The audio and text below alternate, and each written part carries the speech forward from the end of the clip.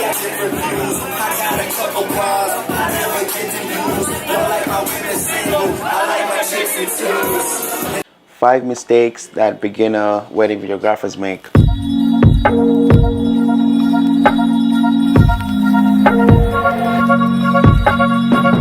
So beginners make this mistake whereby they don't bring recording devices to the wedding.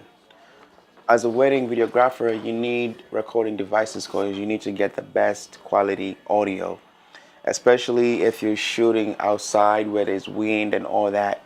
You need to either hook up the officiant and the groom with the mic, or you need to plug into the mixing board.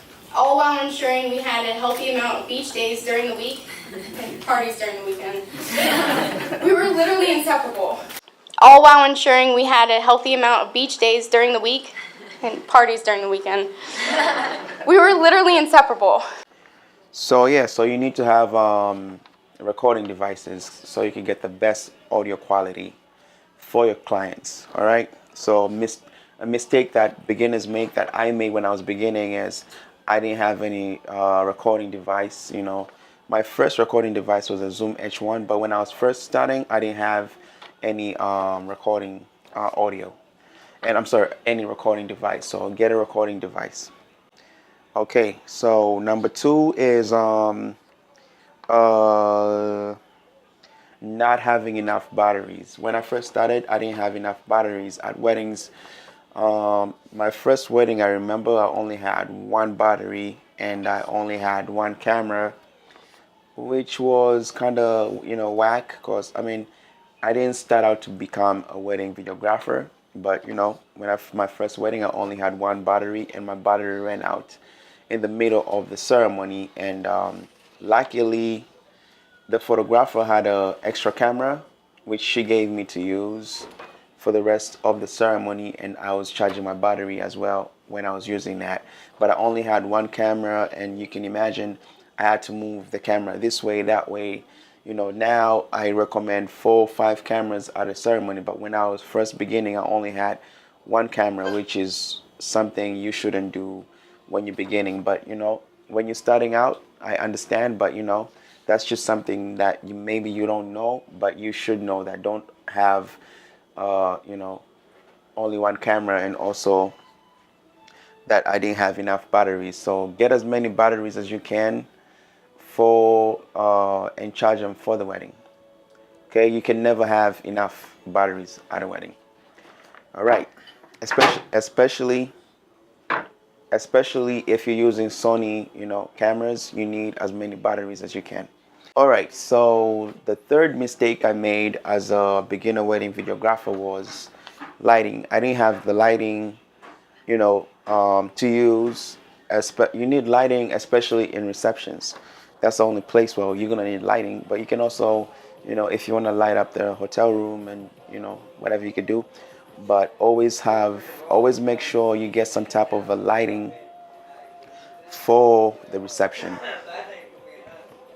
Always make sure you get enough. Always make sure you get some type of lighting for the reception, because you know, as you know, reception venues always have low lighting. So always make sure you get lighting for the reception. So that's a mistake that a lot of beginners make. They don't get lighting for the wedding. All right, number 4 is talking when the camera is recording. That's a mistake even professionals make sometimes, when you know, they say something and they forget that they're recording, and they say it behind the camera while it's recording. So that's a mistake a lot of people make. Don't make that mistake. You know, always, you know, watch what you say, especially if the camera is recording and you have it, you know, you're recording maybe mostly the ceremony or reception, and you know, you're talking in the back.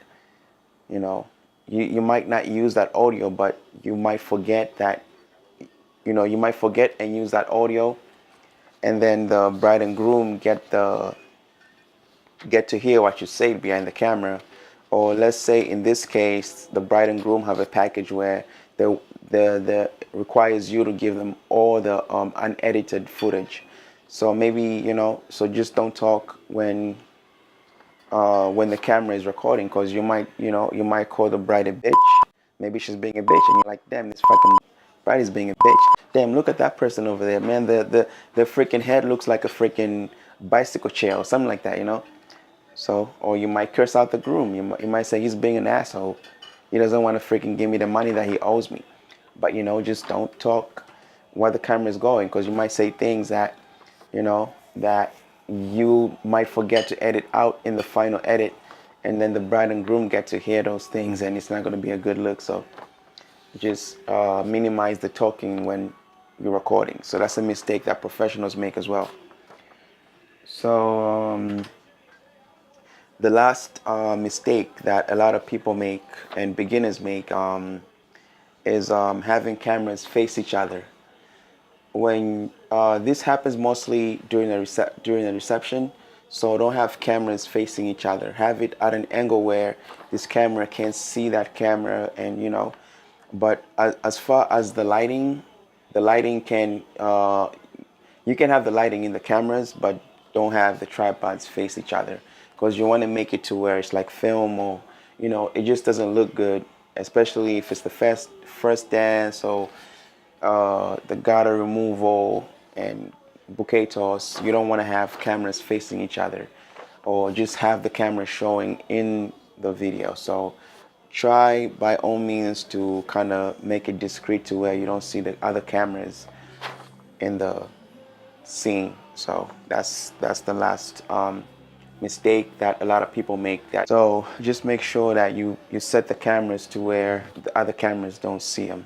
But the lighting is fine. You can always, there's always going to be lights in the room anyway. So it's fine if if you see the lighting in the cameras, but just don't have other cameras there. So that's the last tip, and I hope this video was useful and informational to you guys. Thank you for watching, Francis, and peace.